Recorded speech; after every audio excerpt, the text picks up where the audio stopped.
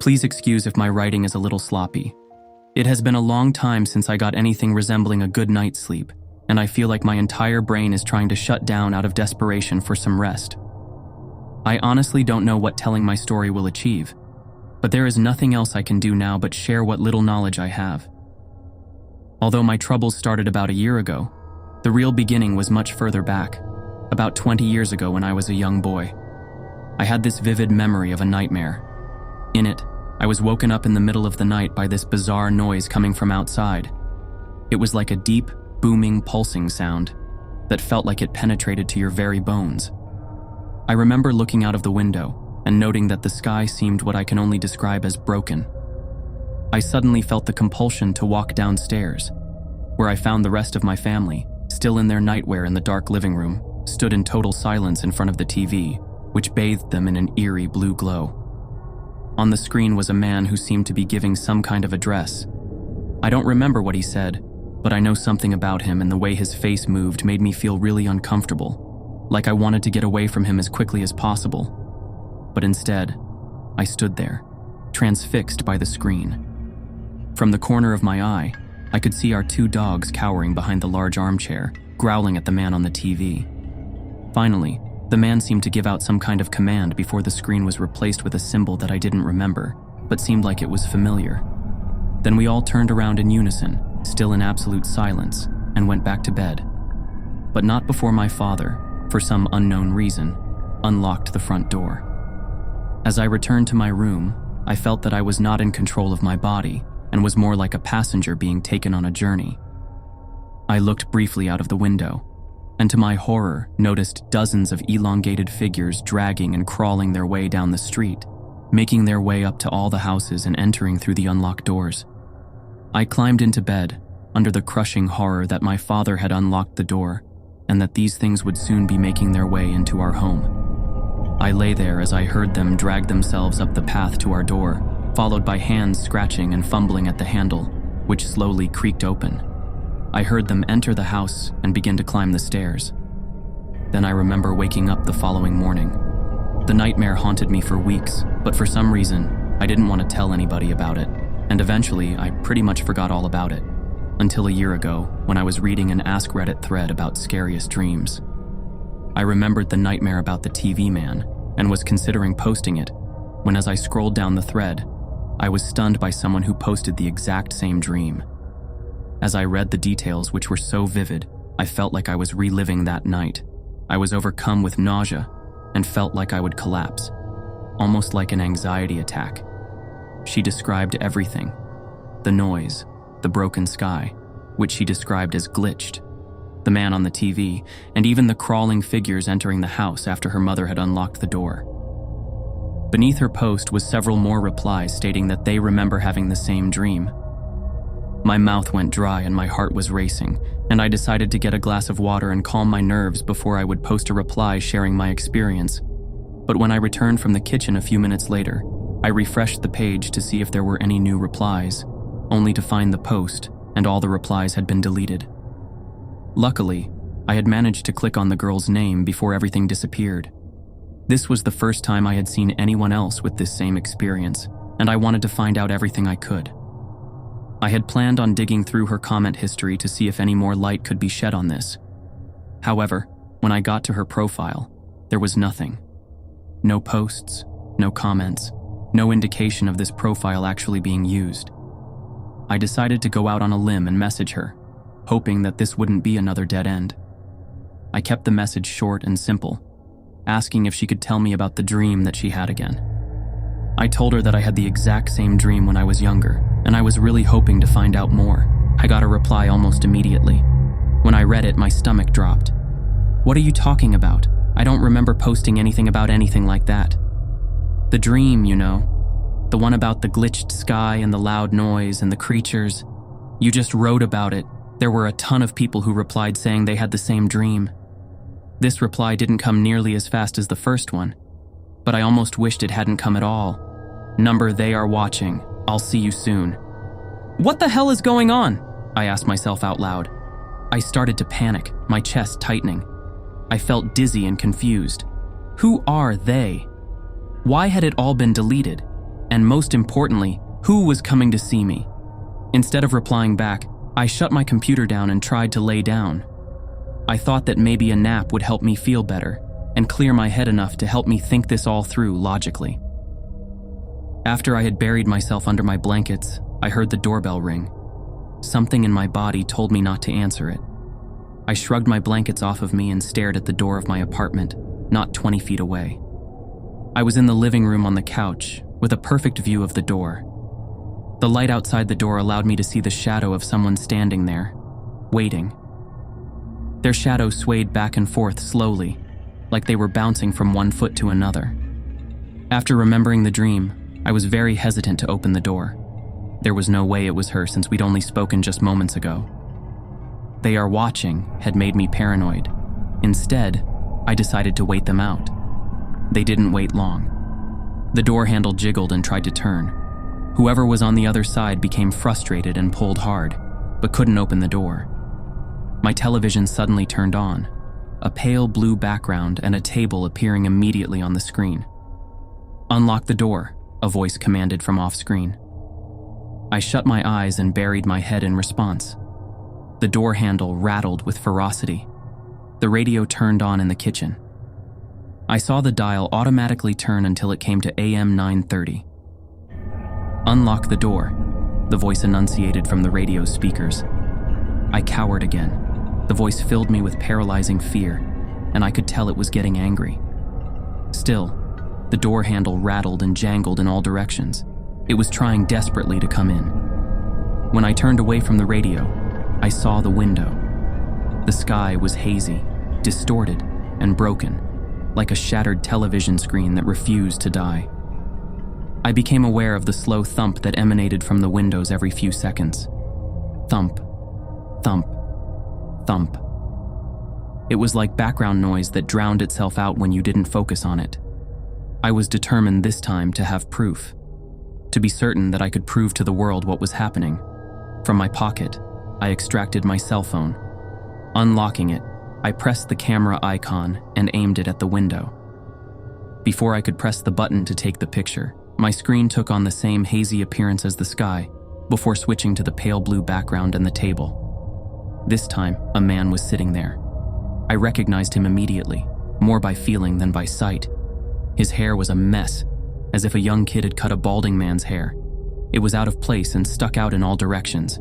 There were more patches of skin than there was hair. The man's face was difficult to comprehend. It was in 3 places at once, and always moving. He didn't have 3 separate faces, but it was like his head was moving so quickly that he could appear and reappear in multiple places. "Unlock the door," he whispered, staring directly at my eyes. My body took control then. I tried to scream, but my muscles wouldn't respond. Instead, I was lifted off the couch and began shuffling towards the door. My phone was left behind on the floor. I tried to fight, but once again I was a passenger in my own body.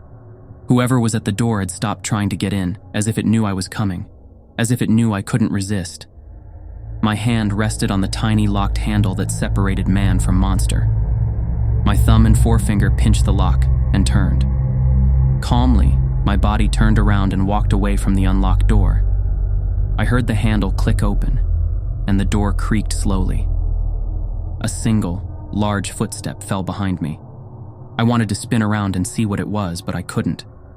My body kept marching forward into the house while that thing crept in behind me, always staying out of sight. 2 gray, emaciated hands suddenly came into my field of view as the thing reached around to grab me. There were only 3 abnormally long fingers on each hand, and the bones looked like they might break through the skin at any moment. I finally managed to scream, and my body allowed me to spin around and face it.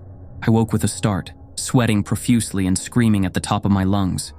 My blankets were tangled around me on the couch, and my phone was on the floor where I'd left it in my dream.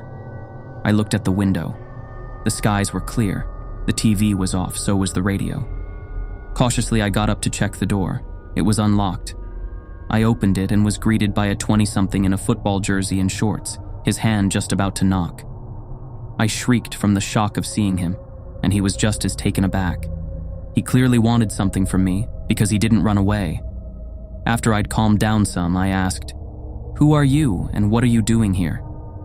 We chatted on Reddit about the dream. He said it so matter-of-factly, like I should just overlook his obvious lie about being the opposite gender. Not to mention how quickly he'd gotten over the fright just now. I didn't trust him. And how had he found me anyway? I realized I must have been too lax about what I'd put up on that blasted website. Too late now, I supposed. He's already here, and I'm much too curious and a bit desperate for answers. "You are you?"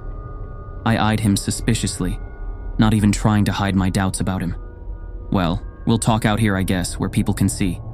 Don't try any funny business." All right." That made him stammer. Good. If he was off guard, at least he wouldn't have the upper hand if he did anything suspicious. "Tell me what you know, please. I'm racking my mind over all this. And that last message of yours, you really freaked me out, dude." My tired eyes must have been apparent, and my voice was a bit hoarse. I had just gotten up, and from that awful dream, I grabbed my keys and followed him out the door, locking it behind me. I tried to ignore the thought that it might not be unlocked when I got back. I followed him down the stairs at a distance so that I could keep my eye on him. I didn't trust this guy yet. We walked into the parking lot of my building, and the sun was shining brightly.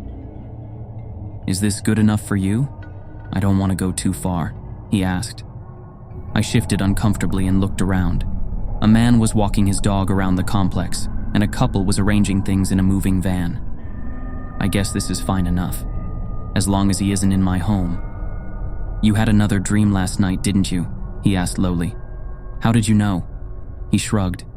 "You're pale, and your eyes are cloudy. Plus, I had one too." "What is happening?" I whispered shakily. He sat down on the curb and put his head in his hands. "They know that we remember, and they aren't happy about it. They are always watching us." I joined him on the curb. I eyed the people milling around to make sure they weren't within earshot. Still, I kept my voice quiet. "Who are they?" The dude in the jersey just laughed maniacally. "I'm not the right person to ask. There's more of us, you know. People who can see, I mean. There's this guy who calls himself Mikey. He knows the most. He's supposed to contact you." "And what's your name?" I asked. "Call me whatever you want, it doesn't matter much." "None of this is making sense," I grumbled. My mind was spinning. "It all will tonight." Jersey smiled, and I could have sworn that his face flickered a bit. I looked away from him and concentrated on the cracks in the gravel. Looking at him for too long made me feel uneasy. "Tonight?" I finally asked. Jersey stood up and brushed something off of his pants. "Everyone is going to meet up. Mikey thinks that the event is coming soon. We have to stop it." He made event sound like a proper noun, and my stomach rolled. "Event?" "The dream, remember? The man on the TV, the figures in the street. It wasn't a dream, it was a memory. It only seemed like a dream because when you woke up everything was normal. No one remembered. That's what they want. They don't want us to remember." I suddenly felt lightheaded. There was that they again. What are they doing? What are we not supposed to be remembering?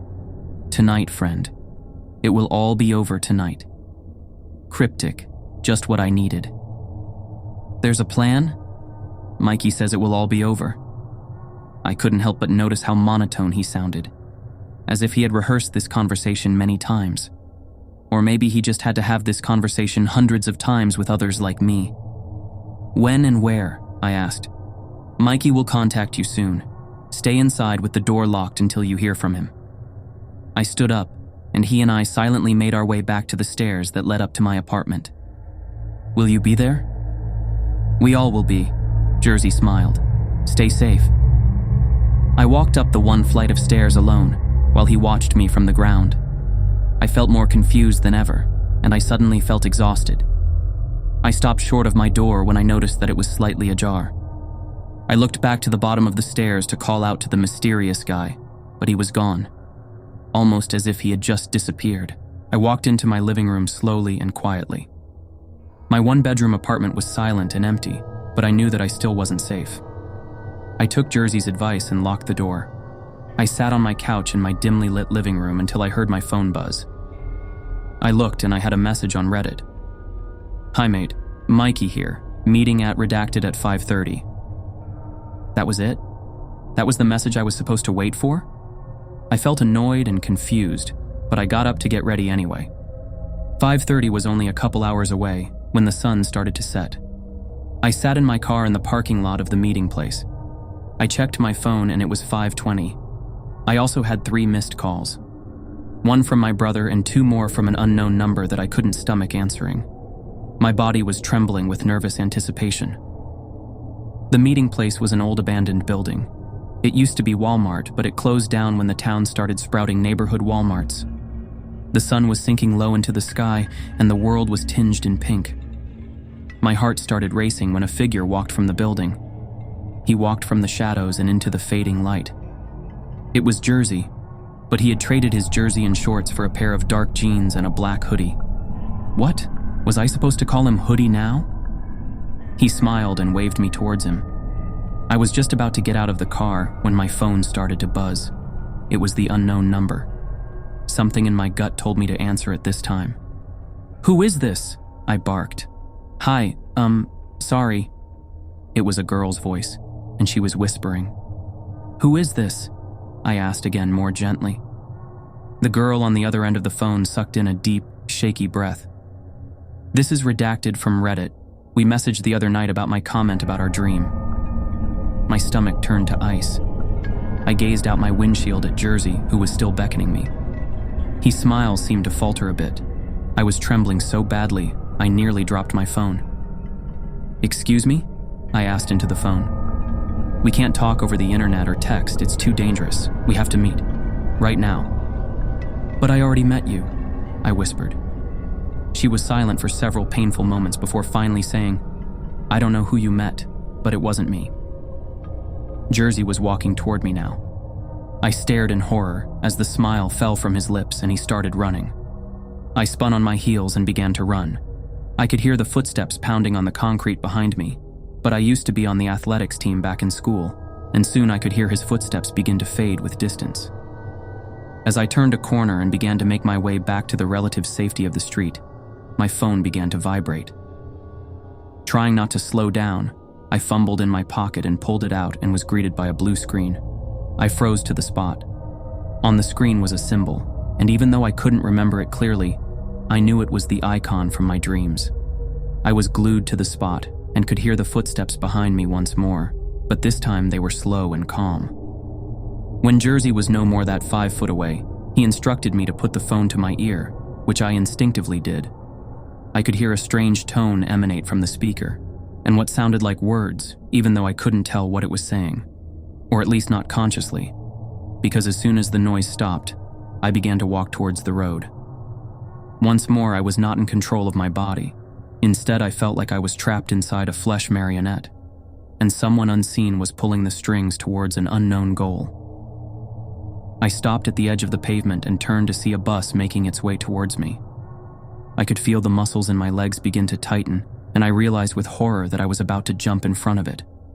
From my right, I heard the screeching of tires and a door slide open, and as I began to lunge forward, I was tacked to the ground by 2 men who pulled the phone from my hand and threw it into the road before dragging me into the back of a van, slamming the door shut and quickly speeding off.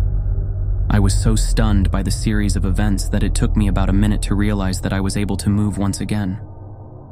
I looked around the van and could see the silhouette of 3 figures around me, and as my eyes tried desperately to adjust to the darkness, a female voice broke the silence. "Calm down, you're safe with us." It was the same voice from the unknown caller. She turned to 2 more figures sat in the front of the van and signaled for the driver to pull over. We stopped by the side of a quiet road, and a small light was turned on, allowing me to see my rescuers. 2 young men sat in the front. The driver was a stocky guy in his mid-20s with a buzz cut and a serious face that looked fresh from the military. He eyed me cautiously while the guy in the passenger seat, a guy of about 19 wearing a baseball cap and a rough attempt at facial hair, gave me a huge grin. Behind me was another man, looked to be in his late 30s with a shaved head and a stern demeanor, and looked quite big. The kind of guy who wouldn't look out of place stood in the doorway of a busy club. Finally, kneeling to my left was a young woman in her early 20s, whose dark blonde hair was tied back in a long ponytail. except for a few messy strands which hung down either side of her face, framing a pair of square-rimmed glasses. She gave me a reassuring smile. I tried to stammer a few words out, like so many questions were fighting for the door, that the only words that managed to squeeze through were, "Who are you?" The grinning kid piped up. "Well, I'm Fred. The big guy is Scooby. That's Velma, and the doofus next to me is Daphne." The driver turned and punched him hard in the arm before turning back to me. "I'm Matt. This is my asshole of a brother, Jake. That's Mason behind you, and she's Katie." Katie looked down at me. "You look pretty rough, but you'll be fine after a good night's rest. I wouldn't suggest heading back to your place because I'm guessing they already know where you live. Instead, you can head back with us. We've got a place just outside of the city where we can fill you in and try and prepare you as best we can." "Prepare me for what?" I asked nervously. Jake yelled excitedly. "We finally got proof. We're gonna expose them. Let the whole world know what's really happening." I was more confused than ever. "Expose who? What's happening?" Katie put her hand on my shoulder. "Don't worry about that now. We'll fill you in back at the house, tell you everything we know." I laid my head back on the floor of the van. My head was filled with unanswered questions, but I was so exhausted that I relished the chance to be able to just stop for a short while. Something about this group reassured me and made me feel safe, even though I had no idea what was going on. But something began to bother me as I lay in silence, and after a few minutes I spoke up. "How did you find me? How did you know where I was?" Katie looked at me puzzled. "You messaged me last night, told me to meet you outside the old Walmart at 5:30. Confused, I began to reply, stating that I never sent any such message when I suddenly paused and realized that last night was when I had the dream again. Katie's face went from a look of bemusement to a look of horror. Oh God, you lured us here." With a rising panic in her voice, she turned to Matt and yelled at him to get us out of here. He started the engine, but before he could start the van moving, the vehicle was filled with a blinding light. There was no time to react as my ears wire filled with a deafening cacophony of noise before the entire world seemed to collapse beneath me, and I was swallowed by darkness. I awoke in a hospital bed. The doctors told me I had been in a medically induced coma for about 5 days. They told me I was lucky to be alive, but that my friends were not so fortunate. A truck had veered off of the road and smashed into the van head-on. Apparently, the truck driver said he didn't understand it.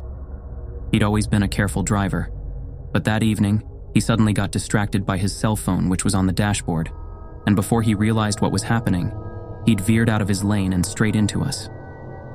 Matt and Jake had been killed instantly. Mason was still alive but in a coma, and the doctors suspected massive brain damage, so much so that even if he did wake up, he would be barely able to function. Katie had suffered severe internal injuries, and despite the best efforts to save her, had died in the ambulance. I was the lucky one, with only broken ribs, a shattered leg, a spinal fracture, and a collapsed lung. As I said, lucky. I was in the hospital for a long time, and I have never felt so scared or vulnerable in my entire life.